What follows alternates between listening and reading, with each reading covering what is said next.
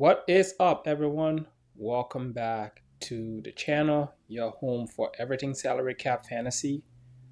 Today, I'm bringing you my reactions from week 6, all the amazing performances, the disappointments, the injuries, bye weeks, and what it all means for your fantasy teams moving forward. If you are new here, do not forget to subscribe, like, comment, and hit that notification bell for more videos like these. So let's get started. Amazing, folks. Before we jump into the performances of each team, let's take the time here to just go through the top performers of the week. We'll start with the QB position. Mahomes led all QBs in fantasy points, and the numbers you see on here are based on half PPR formats. This was followed by Drake May, but you have to keep the context in mind here. They were playing the New Orleans Saints. Jackson Dart also had a good performance on Thursday night. Daniel Jones continues to outperform his draft spot and how much we paid for him in salary cap drafts. And Dak Prescott, right? Dak Prescott has been a revelation this season.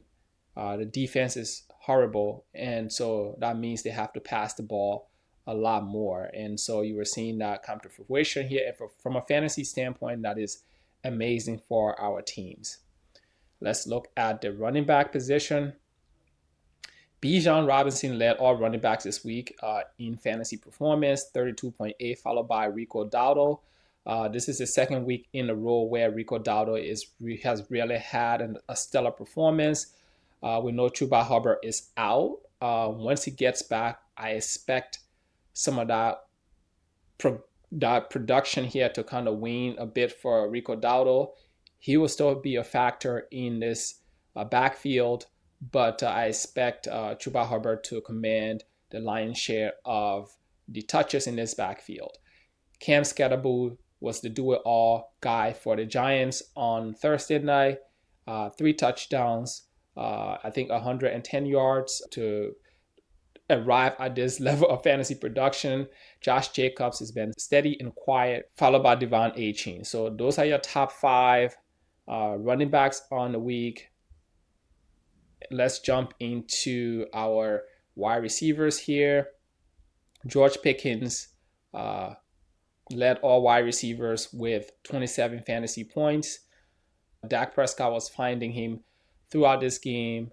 The 2 defenses here were not good. Drake London had a stellar performance on Monday night. There was a lot of big plays in this game, and he was one of the beneficiaries, right? JSN had another good game on Sunday, followed by Keyshawn Boutte. I think that Boutte game was basically a reflection of what we saw from Drake May here. He had a really big game against the Saints, and Boutte was catching a lot of long passes for touchdowns here. I don't expect this to be the trend going forward. I expect Stephon Diggs to continue to own this wide receiver core. He's wide receiver 1 here. You will see weeks like these where, based on matchup, you are likely to get stellar performances from one of the cast of characters. But I expect Stephon Diggs to continue to lead this offense as the wide receiver 1. Jamar Chase salvage his week. I think Joe Flacco is going to be really good for this offense going forward.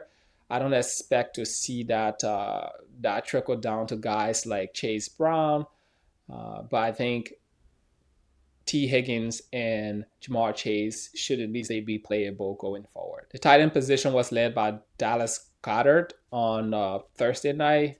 He led that Eagles team in total fantasy points, followed by Trey McBride. And I think the Trey McBride performance here had something to do with Marvin Harrison Jr. being out, but it is good to see this level of performance from him given where we drafted Trey McBride, followed by Sam Laporta, and then Michael Mayer. Michael Mayer is also taking advantage of Brock Bowers being out, and so we'll take that performance. So if you are struggling at the tight end position, you can do worse than picking up Michael Mayer and throwing him in your lineup, seeing what he gives you. If he gives you 8 fantasy points, you will take it. I think given how bad the position is right now, any level of production is good for our fantasy teams, and so you'll definitely take that. With Kyler Murray out, Jacoby Brissett stabilized this offense enough to keep the pass catchers relevant, especially Trey McBride.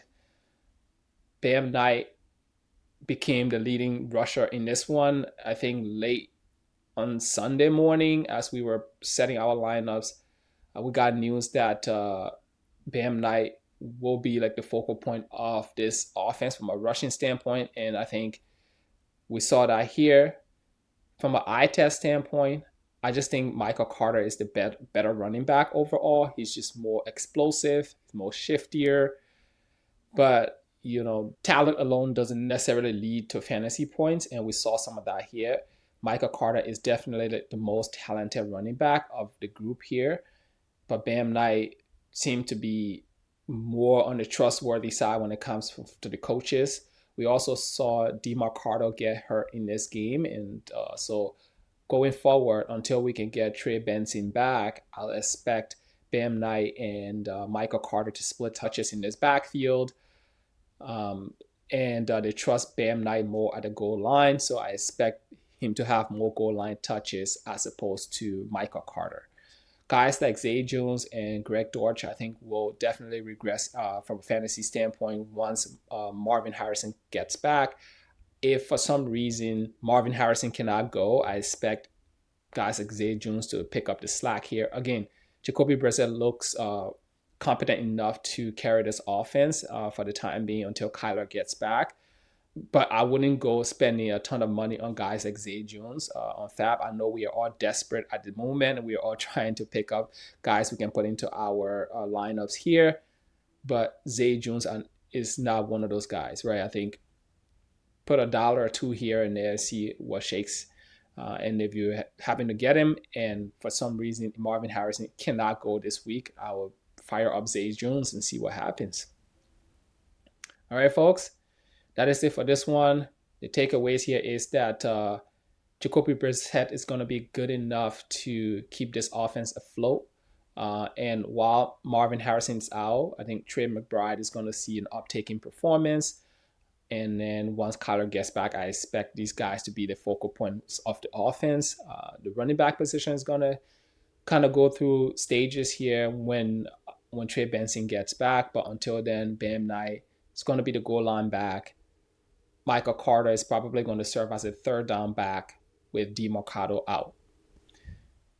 All right, folks, let's talk about the Baltimore Ravens here. This team is struggling at the moment. Lamar's out. A lot of the defensive players are out, and I think that's contributing to some of the poor performances we see here. I expect Lamar to be back after the bye. Perhaps he misses the first game out of the bye, but I'm hoping that he's back after the bye, and that will really breathe life back into this offense. I expect Derrick Henry's the back half of his season to be a lot better than what we've seen thus far.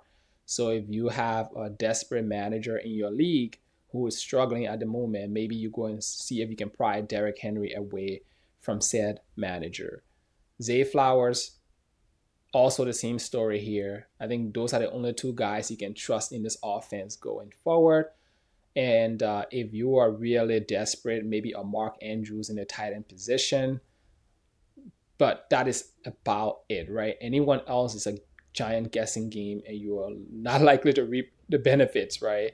I expect Derrick Henry production to go up. I expect to see better results from Zay Flowers.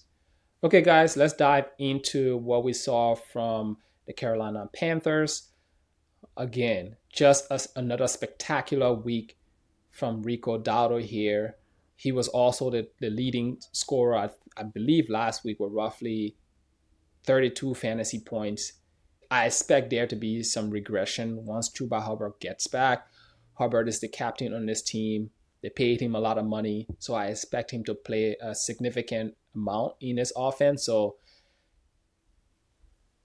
I don't think Rico Dowdle goes back to just being a backup. I think he factors into this offense, but he might not be able to return enough value to justify starting him week in and week out.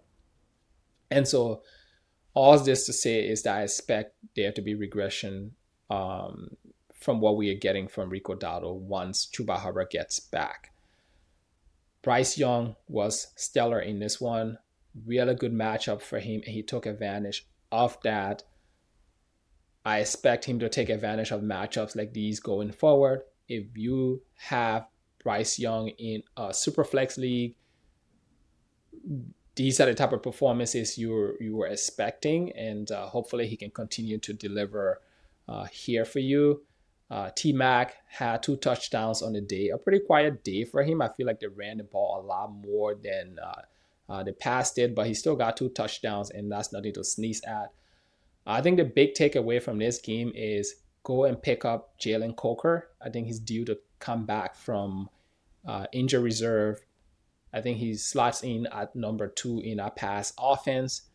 And I think there's just some report there. So I expect him to be like a flex worthy player going forward. So pick up Jalen Coker and see what he does when he gets back here. Excellent. Let's jump into the Cleveland Browns performance here. Harold Fannin led all players with 11 fantasy points. This one, there was just not much to go around in terms of performance here. Njoku got hurt, and I think that really played a role in how much they targeted Fannin.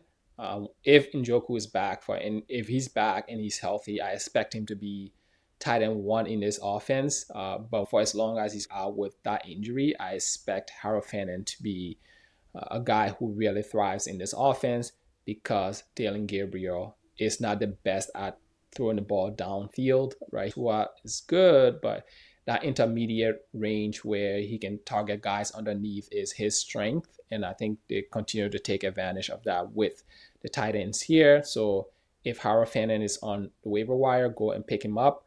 I know he performed quite well in week 1, I believe, and we all spent a ton of money on him, only to kind of slow down in the weeks after that. And so I think some managers did drop him. He should be on waiver wires. Go and pick him up off waivers and just stash him to see what happens with David Njoku. This was a quiet game for Quinshon Judkins. He's been really running wild in this offense. I just don't know. I don't have a justification as to why they didn't run him more. They passed the ball way more than we were expecting them to pass the ball in this one, and so that really took away opportunities from Judkins. I think there will be better days for guys like Judkins. Jerome Ford is a guy I want to keep an eye on because he makes sense for other teams, right? He could be a trade chip. He could be a guy who goes and helps a team, a contender. And so if Jerome Ford is on waiver wires in your league, pick him up and see what happens. It doesn't hurt. We have so many guys injured right now. You have to take chances and find opportunities on guys like these that can really help you push through those bye weeks and those injuries. Okay, guys, let's talk about the Cowboys offense here. George Pickens led this offense in targets and fantasy points. Dak has just been playing really well, and I feel like his weapons are benefiting from that. Even when CeeDee Lamb gets back, and I know CeeDee Lamb is slated to get back pretty soon here. I think this is his 3rd game out. I expect this performance from George Pickens to continue because if defenses cannot double team and take this guy away when CeeDee Lamb is out, what happens when he gets back, right? Who do you double team or who do you take out, right? And I think I expect George Pickens to continue to perform in this offense. It's a contract year for him. He's motivated. The offense overall just is humming. They're going to be in a lot of pass-heavy games because the defense can't stop anyone right now. And so we expect the script here going forward to be more pass-heavy. And as a result, guys like Pickens, guys like Ferguson, and then CeeDee Lamb when he gets back to continue to feast here for the foreseeable future. Javonte Williams was a little quieter in this one. I think they were passing the ball way too much than running the ball. I expect there to be better performances from him in the coming weeks when they have a little bit more balance in the offense. I think Carolina just jumped on them early and they just had to keep up, and they kept throwing the ball as much as they could. And Carolina also has a really good run defense. And so I think some of that factored into the performance we saw from Javonte Williams here. So don't be discouraged. I expect better days from Javonte Williams. He's just been really good this year based on where we drafted him, and I expect that to continue. The Broncos played the Jets, and that game was an eyesore to watch. Neither team did anything worth mentioning. Coming to this year, we really had high hopes for this team based on where we drafted the different players and based on performances from last year, right? Bo Nix was in year 2 of that Sean Payton offense. We expected him to take leaps forward. Bo Nix was being drafted as the 5th QB behind guys like Jalen Hurts, Josh Allen, Lamar, and Jaden Daniels, right? He was being drafted as the 5th guy going off the board. And I remember in my Superflex leagues, there was a lot of teams drafting him really high, spending a lot of premium on him. He just hasn't returned that same value this year. I think there'll be opportunities here to really up their performances in coming weeks. But this offense hasn't really produced at the rate we were expecting. The guy that's really been productive in this offense has been J.K. Dobbins, and he was a guy we all drafted for $1 here and there. He was also quiet in this one. The Jets do have a good run defense, and so I expect some of that came to play here. We are also starting to see RJ Harvey mix in here and there. So you will have those opportunities where he comes in, he factors into the pass game. Not too much in the run game here, but like he will be a factor in the pass game going forward. I think that takes opportunity off the table for guys like Courtland Sutton. Evan Ingram is starting to slowly gain traction in this offense. It's been 2 weeks now where he's giving you at least 7 fantasy points. Hopefully this is something that's here to stay. But I think that also takes away opportunities from guys like Courtland Sutton and Troy Franklin. And remember Troy Franklin, week 2, after he exploded, we all spent a lot of fab to acquire his services. He's been quiet since. So I hope that there are better days for this offense going forward, but it's been disappointing thus far, with the exception of J.K. The Colts had another stellar game here. This team has been the surprise team of this season. We were drafting all the key players on this offense at really low spots in the draft, with the exception of Jonathan Taylor. Obviously, he was one of the top running backs going off the board, but guys like Josh Downs, guys like Michael Pittman were all really low on draft priority lists here going into the season. It is good to see how this offense is really buoyed our fantasy teams, right? If you drafted guys like Jonathan Taylor, if you drafted guys like Tyler Warren, even Pittman, right? This was a quiet game for Michael Pittman, but on the season, he's been super productive, and I expect that going forward. There will be games where they run the ball more. There will be games where they have to open up the offense, and I think Shane Steichen is calling such a really good offense right now that everyone's benefiting. We saw Daniel Jones do Daniel Jones things here a little bit here and there, but our concern is not real football here. We want to focus on fantasy football and the production we are getting from these guys. And thus far, Daniel Jones has been spectacular from a fantasy standpoint on the season. Can't complain too much. This is a guy that people were basically picking up for $1 here or $2 in Superflex leagues, right? Even within a 14-team Superflex league where QBs were difficult to come by, people were paying very low for Daniel Jones going to drafts, and he's really returning that value. I expect this performance to continue here. Shane Steichen is just in his bag right now with how he's calling this offense. One thing I think they can do better is feeding Tyler Warren a lot more. I think they are using him in every way, shape, and form. I think they can continue that usage. I think he should become the focal point of their offense in conjunction with JT here. But not a lot of waiver wire implications in this one. There's really no one to pick up. If Alec Pierce is still on waiver wires in your league, go and pick him up. He can fill that void when you are going through bye weeks and injuries. You can just kind of throw him in your flex position and see if he gives you 5 to 10 fantasy points. He's liable for one big play every game, right, when he's healthy. So you can't go wrong with that. Right now, we are all just picking up scraps when it comes to trying to find players who can fill the void here for us while we go through injuries and bye weeks. So if Alec Pierce is on waiver wires for you, pick him up. Let's jump into the Los Angeles Rams here. Puka Nacua got hurt in this one. So there's still more to come on that one. I think Blake Corum also got hurt in this game. So I expect Devontae Adams to be the focal point of this offense going forward, with guys like Kyron Williams mixing in the pass game, and guys like Tutu Atwell, maybe Higbee, and the other tight end. I don't know how much Whittington factors into this offense going forward. The guys I would try to pick up are guys like Tutu Atwell, and then Higbee if he's on waivers for you. I think he's getting back from that injury a couple of years ago or last year, if I'm not mistaken. And he was involved in this one when Nacua went down. So I think the Rams will have time here to just kind of regroup and think about how they want to run this offense. Adams had a quiet game, but the numbers don't necessarily tell the full story here. He was being targeted left and right, especially in the end zone. They just haven't connected yet. He and Matthew Stafford just haven't put it all together yet, but there's so many opportunities and so many targets going his way, especially in the end zone. And that's what we need for fantasy football. So I expect better days from Devontae Adams here. I expect better days from Matthew Stafford.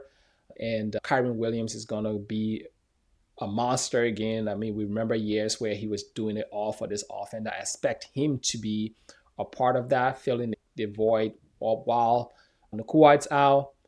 Jordan Whittington, maybe you throw a few dollars here and there on Jordan Whittington and just see what shakes in our offense. I expect Tutu Atwell and Whittington to factor into filling that void. So I don't know which one of them are going to fit the Puka Nacua role.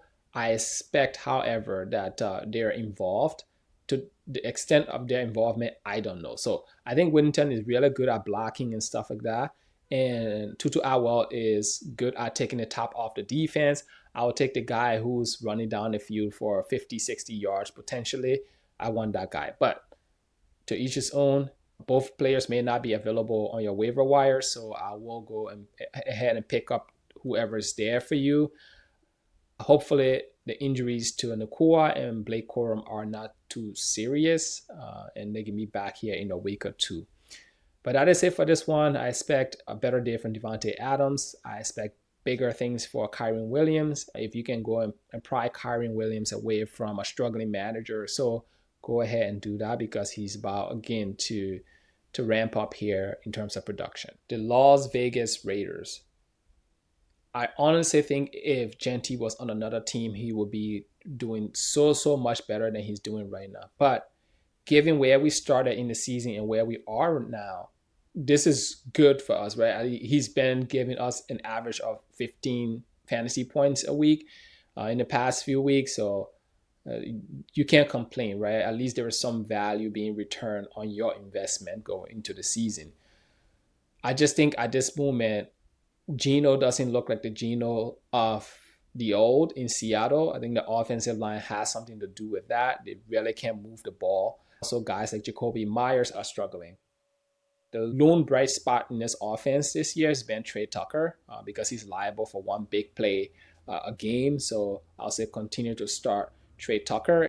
If he's on your waiver wire, go ahead and pick him up and start him with confidence, especially as we approach bye weeks here. And as guys get hurt, he can be a guy that bridges the gap for you between injuries or bye weeks. Michael Mayer, I'll also pick up if you are struggling at the tight end position.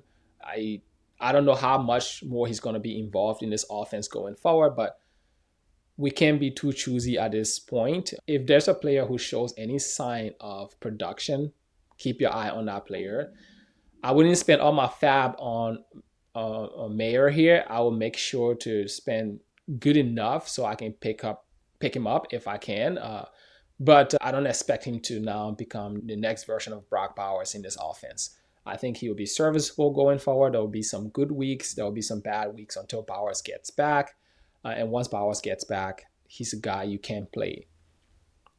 Jacoby Myers, I don't know what to do with Jacoby Myers. He's been extremely quiet this year. And I think that's partly due to just the offense, the offensive line, the inability to move the ball down the field. And I hopefully think that as the season progresses here, they will figure this out and that will mean better performance from those guys. But I don't know how you can start guys like Jacoby Myers going forward, right? If I had Jacoby Myers, I probably would keep him on my bench, right? Similar with guys like Calvin Ridley. So at this point of the season, we care about fantasy production. So if a guy is not producing for your team, perhaps rethink how you want to manage that player. Do you want to keep putting them in your roster and getting 0 or no points, 0 or 5 points, or do you want to bench them for upside player? What I've done in my leagues is bench guys like Jacoby Myers, bench guys like JMO, bench guys like Calvin Ridley until I see weeks, right, where they've strung together consecutive weeks of fantasy production. I'll throw them in there. I know that's easier said than done given the injuries here and the bye weeks, but you just have to take a step back and reassess and see what works best for your team. But the definition of insanity is doing the same thing and expecting different results. If you've been starting player X for the past 6 weeks and they're giving you little to no fantasy production, you can keep starting those players, right? I'm sure there are players on your bench that can give you a semblance of production. It may not be number one on the week, but it may be 10 points here, 8 points here. Those can go a long way in helping you win your matchups. And so just keep your eye on that. I know this is a long soliloquy for the Raiders here, but the takeaway here is that you continue to start your Genti. I think he will be good going forward.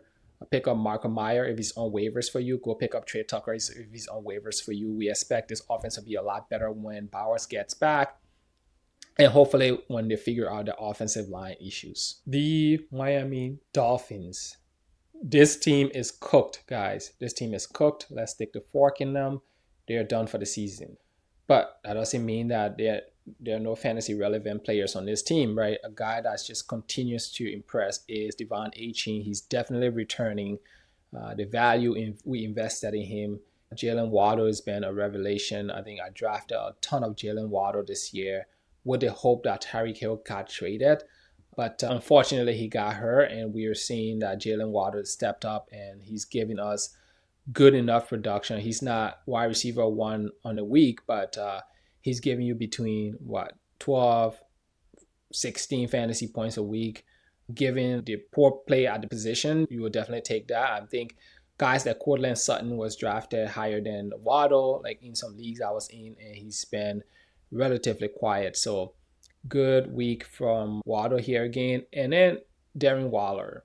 Darren Waller he's a guy who we really didn't pay a lot for in salary cap drafts. He was picked up off waiver wires after most of our drafts were over. So for the value you were getting at the tight end position, that's just horrible at the moment, you would take that. So long story short here, the guys you can start in this offense going forward are Achane, Waddle, and Darren Waller.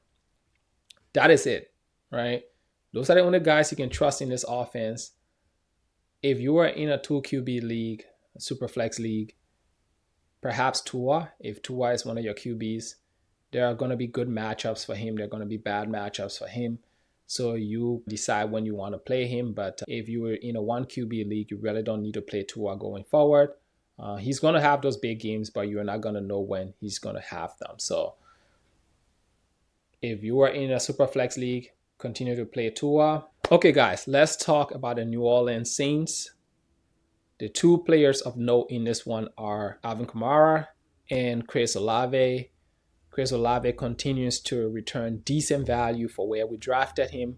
Alvin Kamara, on the other hand, continues to struggle based on where we drafted him. We expected him to be one of the leading running backs coming into the season, and we drafted him as such, and he just hasn't returned the value this year. And I think part of that is just Spencer Rattler and the offense and how they are scheming things.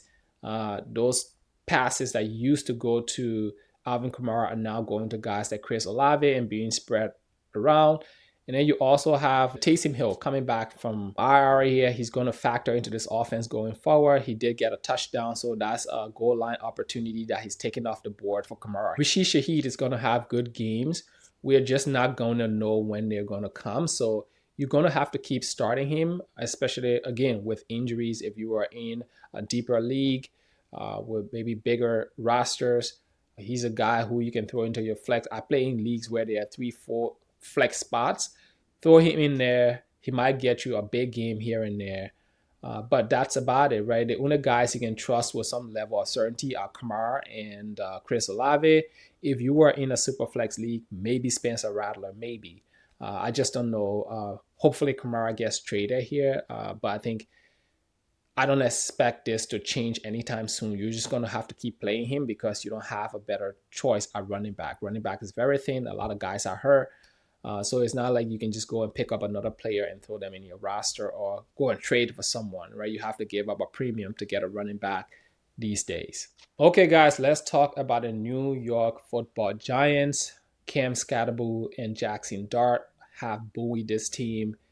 They've injected life back into the G-Men. They seem to love playing together. They are injecting a lot of life into this team and this offense. We're starting to see the defense also play the same from that scene. They have a lot of swagger about them, and they're happy and they're playing and they're making things happy. And I feel like the defense is also following suit, right? They're rubbing off on the entire team. So I expect this team to play better going forward, which means better things for our fantasy players we have in this offense. Slayton was out in this one, so you saw guys like Lil Jordan Humphreys have a decent week in this one. Don't go picking up Lil Jordan Humphreys. I don't think he's a guy. I expect the target tree to be a lot limited in this offense. Jackson Dart has been using his legs a lot, which is why he's been so productive. I expect that to continue here. I just hope Dable don't run him too much and get him killed out there because it's been 2 weeks now where he's had to go to the medical tent, and every time he goes in there, we all hold our breaths, especially if you have him in a super flex league where you were like struggling for a QB play and he's now giving you 23 fantasy points a game here. You were like, please don't get hurt. But I think he stays healthy. I think he continues to figure it out. Cam Scatterbull is RB1 in this backfield. I don't expect Tracy to do much else going forward. So I'll say if you are really desperate, maybe you play a Tracy in your flex based on the matchup. But I expect Scatterbull to be the main guy here.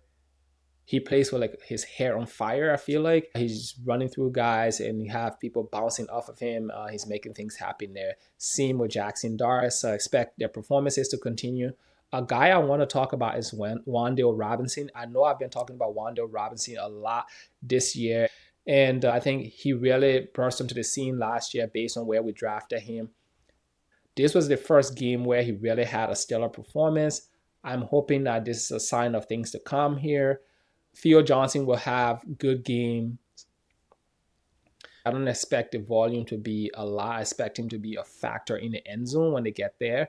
So just a quiet game for him, but I expect him to also be a factor going forward. So the only guys you really want to trust in this offense going forward are Theo Johnson, Wan'Dale Robinson, and Theo Johnson based on the matchup, right? Wan'Dale is basically by default wide receiver one. Jalen Hyatt, they targeted a lot in the end zone. He just didn't, it wasn't a big game for him. He didn't come down with anything meaningful. If you want to throw a dart and pick up Jalen Hyatt, go for it. But the guys I would focus on here are Wan'Dale Robinson. So if you are in one of those 10-team leagues and Wan'Dale is on your waiver wire, go and pick him up. Just stash him on your bench and see what happens here. The New York Jets, this team just was horrible, right? The Jets have been a bad football team, but they still produce fantasy football value for us. This was the first week where we just saw this entire offense fall apart.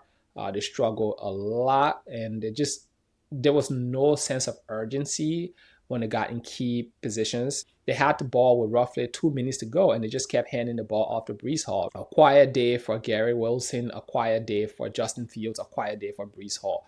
Those are like the only 3 players you can even think about starting in this offense. No one else. Mason Taylor might be good, but he just doesn't have enough volume to make it worth putting him in your lineups.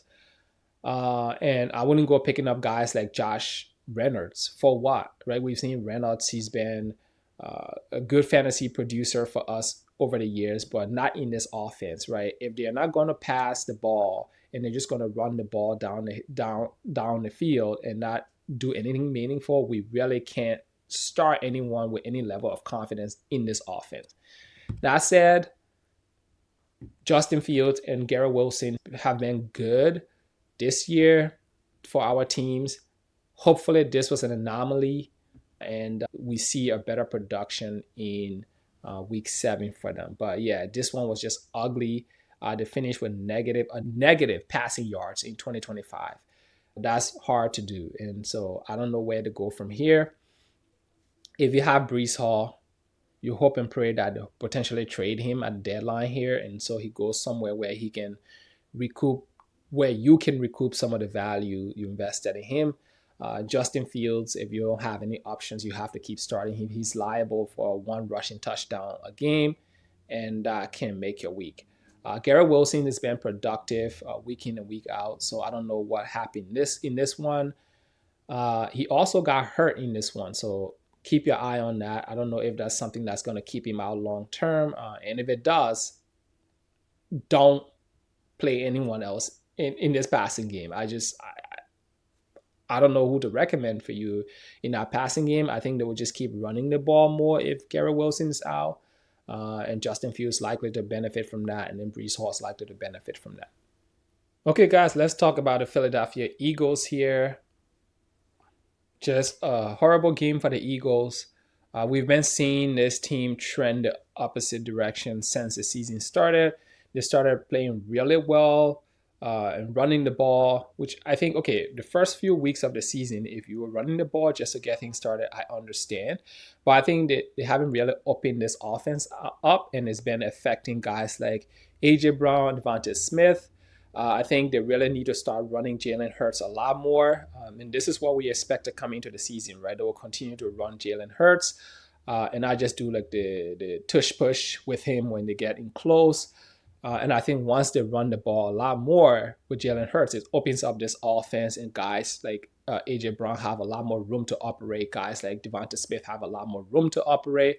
I think because they are starting to lose game, hopefully it forces them to start rethinking how they want to play football in this one. I just expect better performance from these guys going forward than we've gotten thus far, right? Goddard led this team with roughly 22 fantasy points on Thursday night. And he's been good on the season. So I feel like some of the targets that went to AJ and Devonta Smith in prior years are now going to him here. But I expect this team to be better going forward than what they displayed or what they've displayed thus far. San Francisco, the Niners continue to try and figure it out here. I believe they lost this game, but Christian McCaffrey is going to do Christian McCaffrey things. He's going to eat in his offense with guys like Ricky Pearsall out and Juwan Jennings talking about the 5 broken ribs he had. CMC, I mean, coming into this season, everyone was terrified as to what may happen when he's been healthy, and in his offense, he's been super, super productive. And same thing here. He's going to average that 20 plus fantasy points every week. So not too much to see here. They're going to use him in the pass game and in the run game. But I expect some of this to change, the dynamics of how this team is playing to change with George Kittle back pretty soon, right? I think he's back this week, if I'm not mistaken. Kendrick Bourne has been a revelation in this offense over the past 2 weeks. If you have him on your team, you probably won a couple games because of Kendrick Bourne. He's just had big games after big games. Mac Jones is playing well enough, right, to be your flex in a super flex league here. If you're struggling at the QB position, there were some teams that just didn't draft a QB, and they were able to pick up guys like Mac Jones, and they've been rolling with him over the past 3-4 weeks, and that's helped them. And so, yeah, that's really all to write about in this one. I expect when George Kittle gets back, the complexion of this offense changes a little bit more, less reliance on CMC, more reliant on Kittle, less reliant on guys like Kendrick Bourne. But until Ricky Pearsall gets back, until Juwan Jennings gets healthy, continue to start Kendrick Bourne. He has a really good connection with Mac Jones, and for as long as Mac Jones is playing, I will continue to start him. When those guys get back and they're all healthy, he's definitely going to take a he's going to take a backseat to the Juwan Jennings, the Ricky Pearsalls of this team. So I think better days are ahead for this team. They're just struggling right now. Fred Warner got hurt in this one too, so the defense is taking some hits here. Every time I see the 49ers play, every season it feels like they are held together by duct tape. And this is what happened in this one again. Every time Mac Jones goes to the sideline, it feels like he's either throwing up or like hunched over, right? He's just taking a beating right now. I'm hoping that Purdy comes back soon here, gives that guy some time to just take a couple games off and just recover, man. That guy's been beat up, but he's stood in there. He's delivered for our fantasy teams. He's made this offense relevant while Purdy's out. The Seahawks, the big story in this one is JSN. He continues to be wide receiver 1 on the season, I think, if I'm not mistaken. I don't know who else is performing at the rate that he's performing. And this is why in one of my leagues, for example, I tried pulling off a trade. And the guy was like, for Amon-Ra, he was like, yeah, give me JSN and this player. I'm like, yeah, as much as I like Amon-Ra and he's good, like I think JSN has been spectacular this season. I'm not gonna give you 2 of my best players just to get Amon-Ra. So anyways, that's not why you're here. You're here to get the astute fantasy knowledge that I have to provide you all. Just joking. Figuring this stuff out with you all here. Hopefully, this stuff helps you as we go along here. Cooper Kupp had a solid game, 2 for 40, 1 touchdown. Don't rely on that week in and week out. If you are again struggling, put him in your lineup, see what he gives you on a week in and week out basis. AJ Barner continues to perform in this offense. I think he will have really good weeks and really quiet weeks here. But if you were struggling at the tight end position, you can do worse than picking up AJ Barner and putting him in your tight end position and rolling with the 8 points he gave you on weeks like these. And then there will be games where he scores a touchdown, and that will help your team win here. The running back position, on the other hand, is another big story in this one, right? We all can see that Ken Walker is the better runner in this offense. There's no question about it. He just has that burst. When he touches the ball, good things happen. Unfortunately, they are not giving him the opportunities that he needs to really produce for our fantasy team. They keep splitting that backfield work with Zach Charbonnet. Charbonnet, is good as he is, he's not taking advantage of the opportunity he's getting as opposed to Ken Walker. So when you see both of them run, you can definitely see a clear difference. You don't need to be the most advanced fantasy analyst to see that Ken Walker just has a lot more juice compared to Zach Charbonnet. But when they're getting close, that goal line opportunity goes to Charbonnet, and they're just taking away way too many opportunities from him. And he's not being a factor in the pass game. He's not running as much as we want him to run. We saw what this guy could do in week 2 and week 3 when Charbonnet was out. I think if they give him the ball, that offense can go to the next level. But we are not the coaches. We can't force them to play their good players, right? And so until we can really see a shift in how the Seahawks are divvying the touches in the backfield, we just have to keep taking our chances, right? You can't say Ken Walker because he's liable for a big game or a big run. You can't say Charbonnet because he's liable for a touchdown a game. So keep playing these 2 guys. We are not going to know who produces week in and week out here. It's just a muddied situation right now that you just have to navigate, because in most cases at this point of the season, you don't have other options to turn to. If you have Ken Walker, you're not going to say Ken Walker because he's not producing. Who else are you going to put in there? And so you just have to keep rolling with them until we see a better outcome here in that backfield. The Detroit Lions lost this one to the Chiefs. I feel like the Chiefs had a really good game plan for them. They're really stymieing the run game. And I think for Detroit, a lot of things come off the run game, right? So they run the ball and they hit you over the top with a big play. And then they hit Amon-Ra over here, over there, and they're just moving your eyes all over the field. I think the Kansas City Chiefs did a good job of corralling this offense. We still have some really good production from the key players here. Amon-Ra was a little quiet, but he still gave you 9 fantasy points. David Montgomery led this team in from the running back position. Could have had a better day. I think he threw a touchdown that just didn't count. And then Sam Laporta. It's been a few weeks now where Sam Laporta has been relevant. He still did have a decent performance from this offense, led by Jameson Williams. He's a guy that's been super frustrating this year. I feel like most of those targets that went to him last year are now going back to guys like Sam Laporta. So you have to rob Peter to pay Paul here in this one. There's just so many quality pieces on their offense that they don't need to throw the ball 50 times, right? From matchup to matchup, they might be able to run the ball. If they face a lesser team, they're able to run the ball all over the field. And so if you're running the ball and getting everything you want, no one can stop you. Why would you pass the ball? But even within that, Amar-Ra has been eating. When they're getting close, he's catching those touchdowns. Sam Laporta has been fantastic for our rosters this season. He's producing. I think he's averaged a touchdown in the past 3 weeks. And I feel like Jameson Williams is a guy who's going to have explosive big games. You are just not going to know when they are going to happen, right? In this one, after 5 weeks of not giving me anything, I finally decided to sit Jameson Williams. And the one time I sit him is the one time he produced, right? So you are not going to know when those performances are going to come.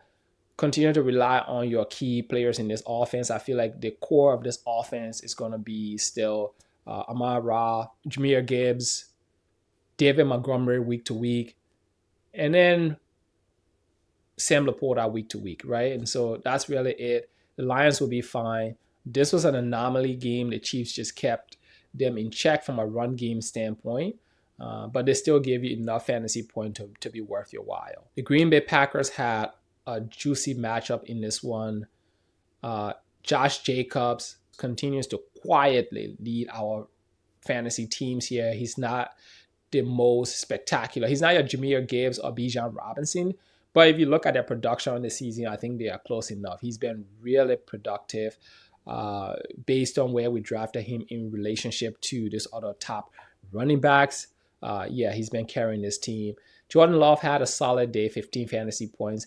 Matthew Golden had another solid game. Hopefully this is something we can come to rely on going forward. I think as he gains more traction in that offense, we will see better performances out of him. Tucker Kraft, again, has been productive. He's one of those guys where during the draft, I kept just seeing him pop up in the rankings, and I wish I drafted a lot more of Tucker Kraft.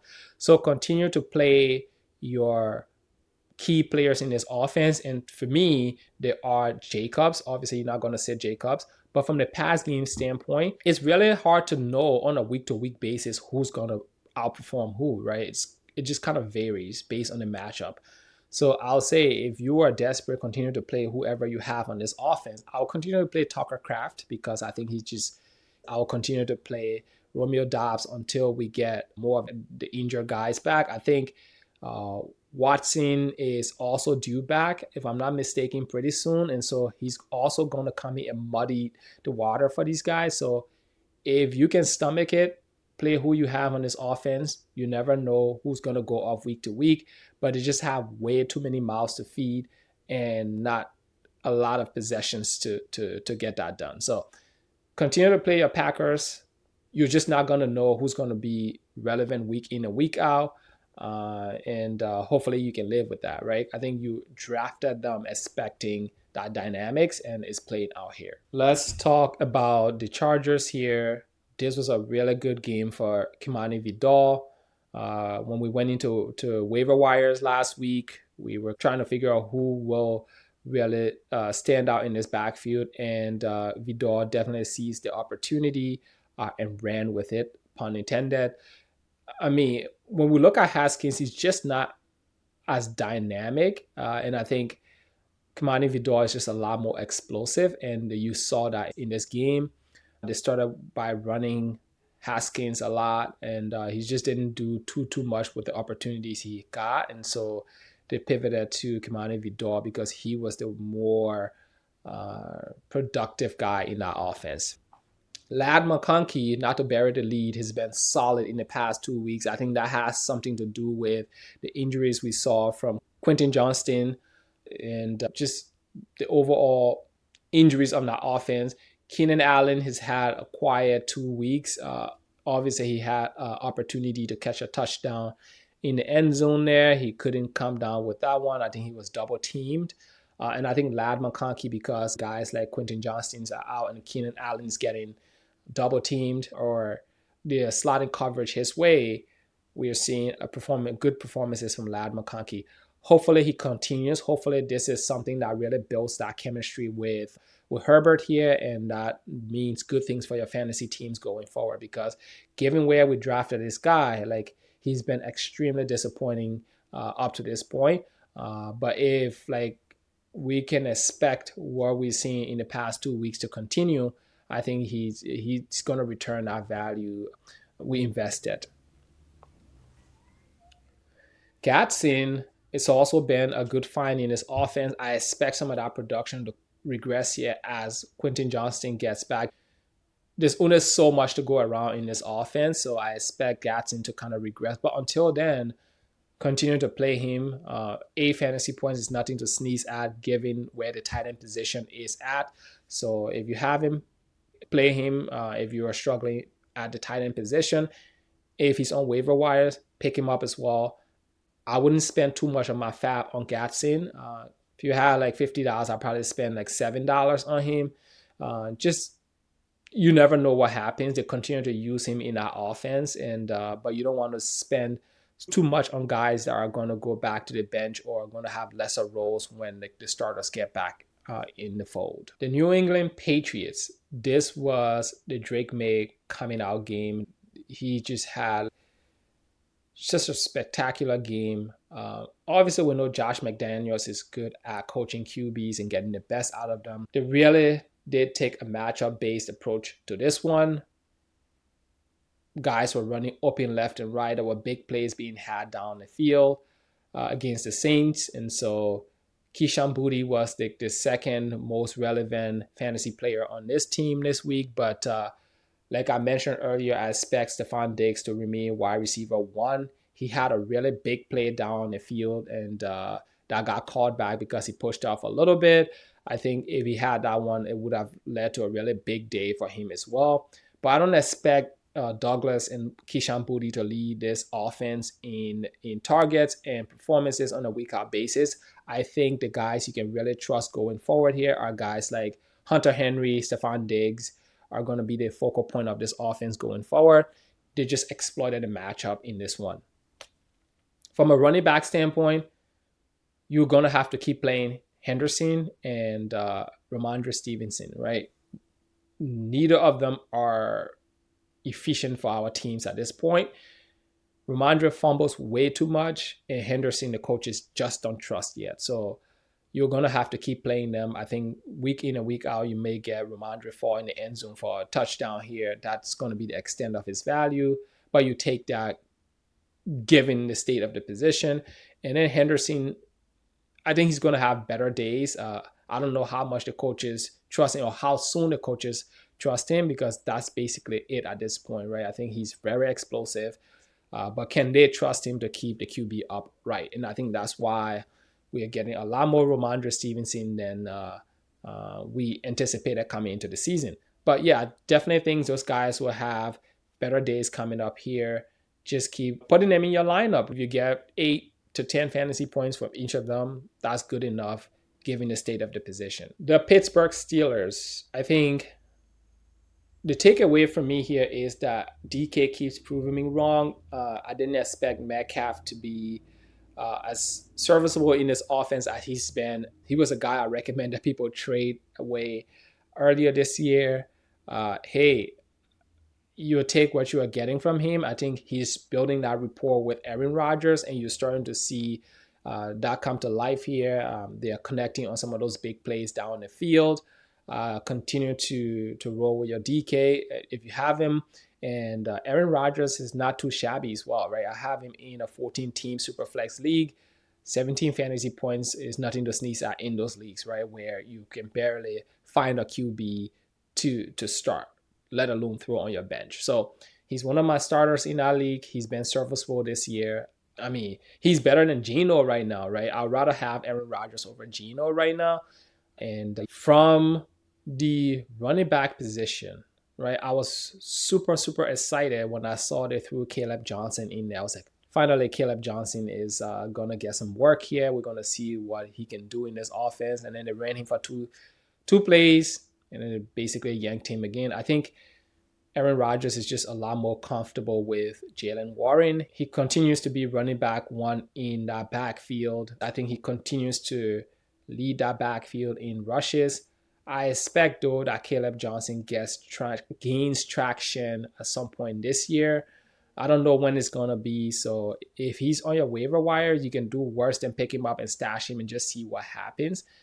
These are the type of guys where if the Steelers have nothing to play for late in the season, they would probably just throw him in there, and then he gets to take your fantasy teams to new height, right? Get you through the playoffs and stuff like that. We've seen this year in and year out where rookie running backs or rookie wide receivers don't do anything, and then like late in the season, either the teams don't have anything to play for, or they want to rest starters and then throw these guys in there, and fantasy performances can be had in those ones. So go and pick up Caleb Johnson for the time being, put him on your bench and see what happens in that offense. You never know what happens, but he looked good with the touches he got, right? He's just not going to play ahead of these guys right now because there's just a trust factor that Aaron Rodgers has with Warren and Gainwell. The Tampa Bay Buccaneers, this team is super fun to watch at the moment. Unfortunately, they've been just bogged down by injuries again here. We have Mike Evans out due to hamstring injuries. And then we have Emeka Ibuka go down with hamstring injuries as well. So we are hoping that Ibuka's hamstring injury is not as severe and hopefully doesn't keep him out long. He's also a younger guy, so I'm hoping that he's able to get over that a lot quicker than guys like Evans can. Just saying, right, as you get up there in age, the body acts differently. Cameron Johnson and Tess Johnson are guys who were super productive in this one as well. A bunch of no-name guys are Baker's making relevant. So I feel like this is the offense you want a piece of right now. So a guy that comes to mind to pick up is Jalen McMillan. He's coming off the IR. He had an injury going into this year. So Jalen McMillan took our fantasy teams to the playoffs and helped us navigate the playoffs last year. And I'm hoping he comes in here and he fills the gap here, right? I know Tess Johnson had a big play in this one. You can't rely on 1 for 45 and a touchdown. But if you were struggling, hey, it's better than nothing, right? So don't go spending a ton of your fabs on Tess Johnson until you understand what's happening here. I expect McMillan to be back and a big factor in this one. I think they will regroup. Hopefully, Ibuka's injury is not severe. I expect him to be back here relatively soon. Until we hear otherwise, I will roll as if he's going to be back pretty soon. And so don't spend too much of your fab on these guys. The guy I'm going to pick up because I know he's probably a part of the long-term plan is McMillan. He just has the better draft pedigree, and we've seen him perform on the big stage with Baker Mayfield. Continue to roll with Sean Tucker and Rashad White. They're also going to factor into the pass game here with these guys hurt. And yes, not much else I can say. If you want to throw darts at Tess Johnson, go for it. Just don't spend a ton of fab money. And also Cameron Johnson. You want to throw darts at those guys, go for it. Just don't throw too much of your money at them, right? Go for guys like McMillan, and then hopefully Mike Evans comes back here pretty soon.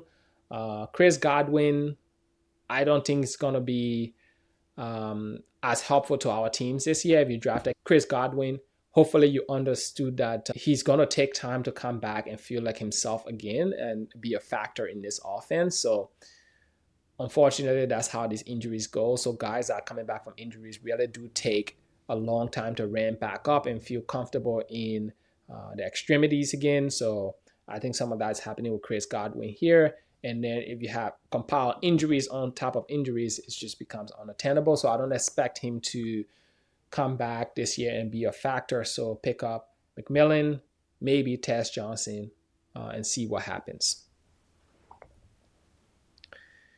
The Titans are just horrible right now. Calvin Ridley was hurt in this one as well.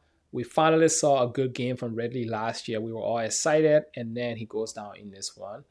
But hopefully it's not bad enough to keep him out for long periods of time, because this team is already horrible. There's basically no one who you should be starting, with the exception of Pollard, who's also in the committee, right? So Tajay Spears is back from IR. If you forgot, Tajay Spears, he still plays football. He was on IR. So if you picked him up, he basically led this team in the backfield this week. There's not really much to write about in this one. There are no fantasy relevant players. I would say go and pick up Tajay Spears, because he might be a good trade candidate, right? You never know what happens, right? Teams struggling this bad might just be like, hey, let's just blow it up. Let's get some value here for next year for the draft. And then they trade guys like Pollard or Tajay Spears. So if Tajay Spears is on waivers, go and pick him up. You can't go wrong with that, right? Stash him on your bench. What I did going into this one was I picked him off waivers and I put him in my IR spot. So now he's on my team. Sometimes that's how you have to navigate these things. You can't sit and wait for the player to actually perform because you picked them up. You have to anticipate that they're going to factor into the performance before you have them. That way you are spending all of your fab money on them instead of spending it elsewhere on someone who can actually move the needle for your team. So if Tajay Spears is still on your waiver wire, pick him up with the hope that one of these guys get moved. But right now, it's hard. If this is how the backfield is going to be split going forward, it's hard to really recommend either of them as a strong play. I lean Pollard because he's just performed up to this point. He's not having a spectacular season, but he's giving you serviceable fantasy value at the position. But now if Tajay Spears is going to take away some of that work, it really does hamper his overall production in an offense that's struggling. The Cincinnati Bengals had a decent-ish game. I think Joe Flacco is going to be a good addition for the rest of our key fantasy players in this offense. I don't expect to see that manifest itself in the way of Chase Brown becoming fantasy relevant. I think this is just a lost cause for us. If you drafted Chase Brown and you have him on your roster, you may just have to roll with him, right? Because you don't have better options, because he was one of those guys that were going for like 50, 60 dollars, right? Or as part of people overall fantasy draft budgets.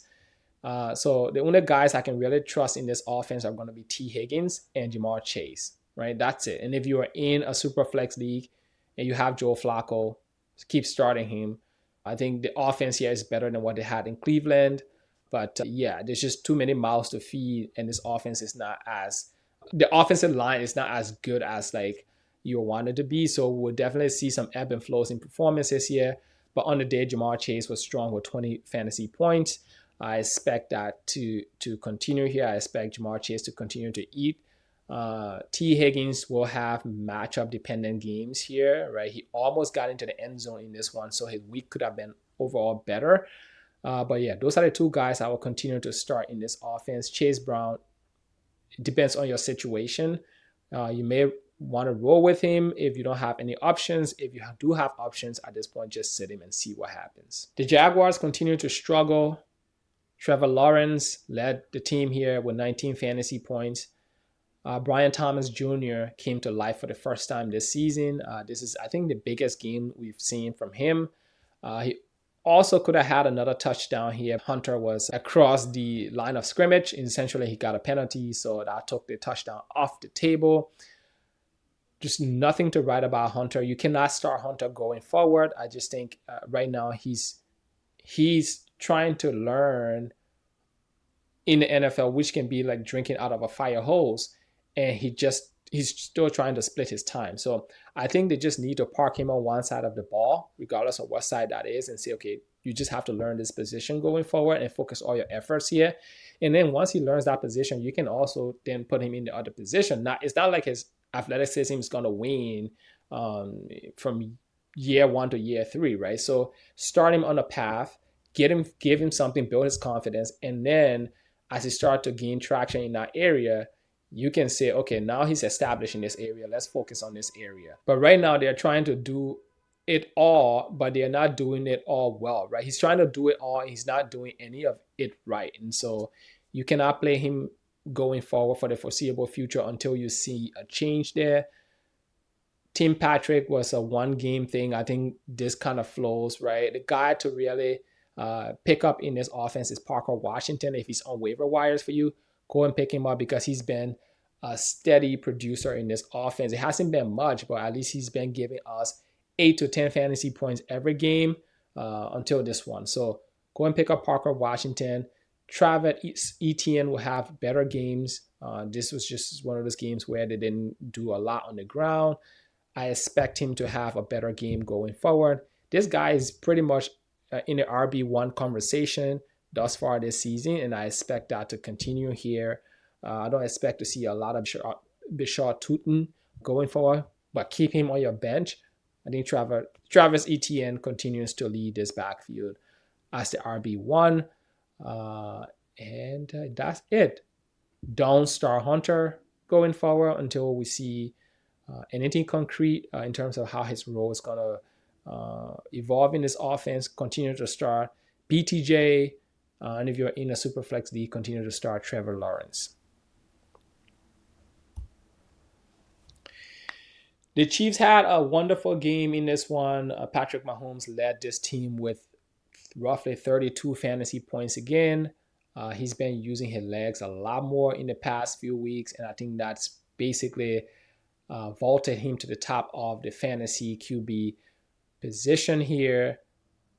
We did not expect this coming into the season. I mean, Mahomes was one of those guys that were being drafted way lower based on his performance last year and the year prior, right? He wasn't really as good for fantasy teams, especially in Superflex League, where when you spend on premium guys, you want them to really deliver for your team because you're investing a lot of resources in those guys. I kept picking up Mahomes this year because I just thought the value was good for where I was getting him, for how much I was getting him for. So I just kept drafting him, and he's been super awesome this year for my teams. This performance is only going to get better, right? Like the Chiefs are going to get better. I think they're fine, right? They're 3-2, if I'm not mistaken, or 2-3, whatever.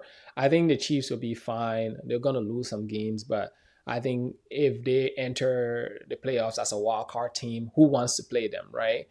Rashee Rice is going to come back this week, and he's going to factor into this offense. So I expect guys like Hollywood Brown to really take the backseat to Rashee Rice. I expect some of that target from Travis Kelce to go to Rashee Rice.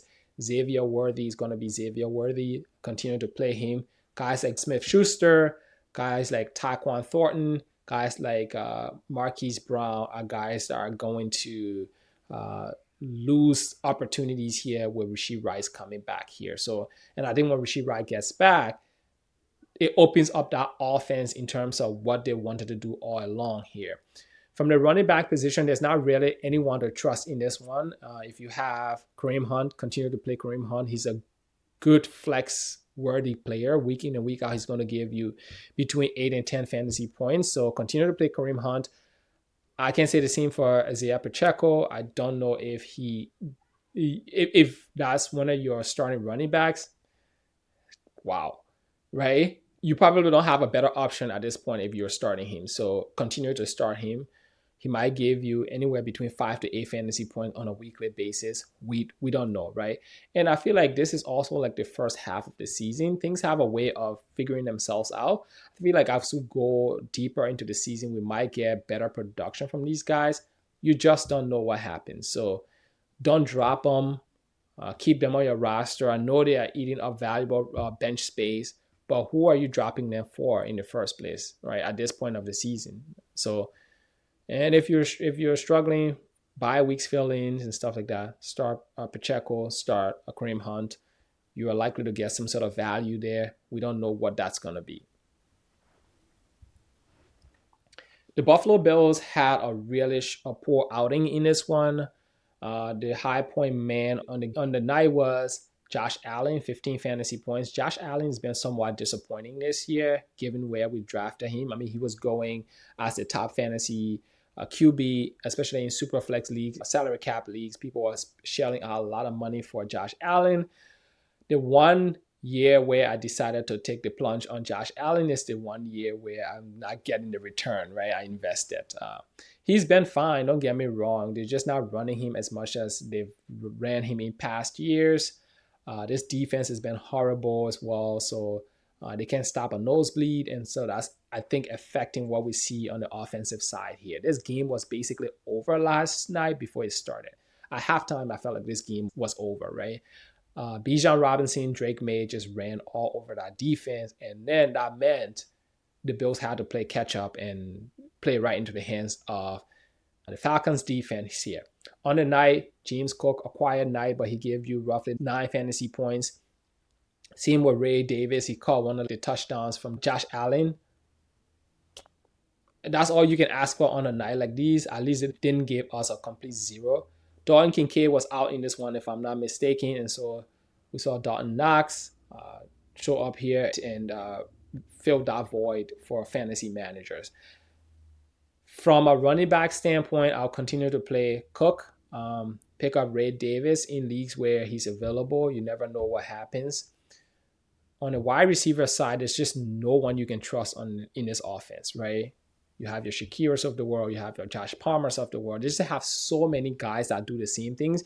You're not gonna know week in and week out who to start, or you're not gonna be comfortable with who you start. You're just hoping that person catches one long one for a touchdown. So the guy you can trust in this one is going to be Dalton Kincaid. He's been basically the top pass catcher in this one. He's the only guy you can start when he's healthy. It may be Shakir and Josh Palmer, but you are not going to know which games they actually perform and which games they underperform. So the Bills are on a bye this week. They can use that bye to get healthy. So coming out of the bye, I expect to see a rejuvenated team, and I expect to see better performance than what they put up last night against the Atlanta Falcons. Talking about the Falcons, these guys, man, oh my God. I think the Falcons came from the bye week and they were like, we are ready to put a whooping on someone. And they did that last night, right? What a game from the Atlanta Falcons. I mean, what more can you say? Bijan Robinson led all running backs with roughly 33 fantasy points. Drake London, roughly 27 fantasy points, just behind George Pickens on the week. But these guys, every time I looked up, they were ripping up chunky yardage for big plays. Bijan Robinson was outrunning like the Bills defense. So it's not much else to say here. When you drafted these guys, these are the type of performances you are looking forward to having, and they delivered here for your teams. So we can't complain too much. Michael Penix was serviceable on the night. He didn't have to do too much because Bijan Robinson was running the ball like crazy.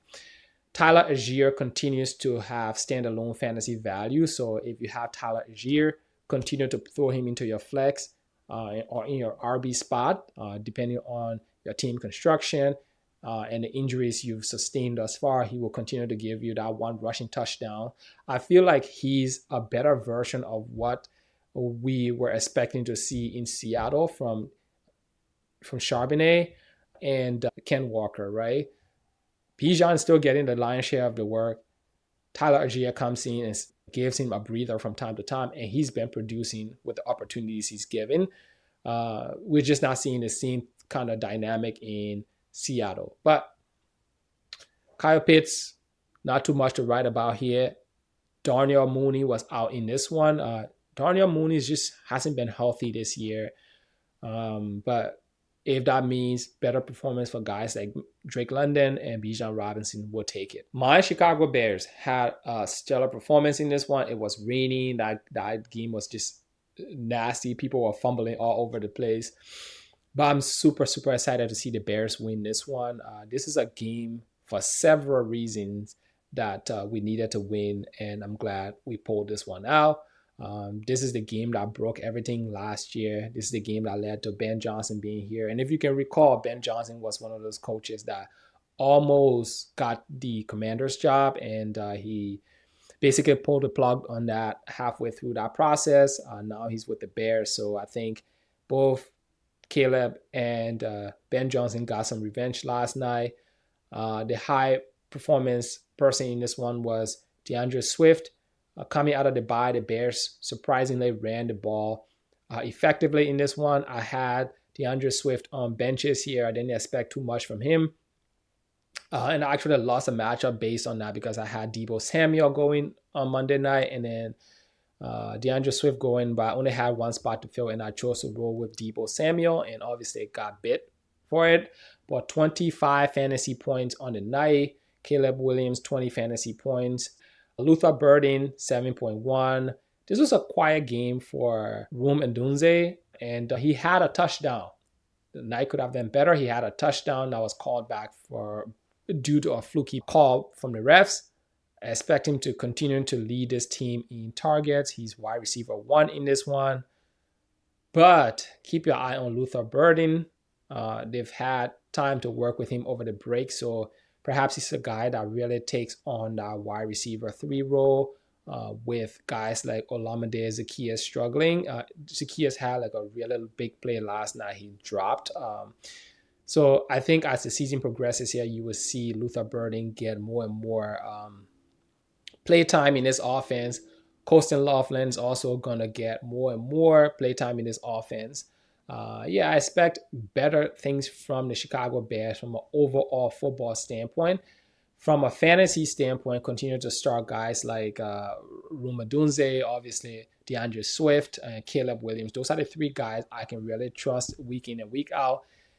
DJ Moore is going to have some really bone games, and he's just not the focal point of that offense at the moment. And so it's hard to start him with any level of confidence. But again, if you don't have any options, continue to start him, right? You never know where those touchdowns are going to go week in and week out.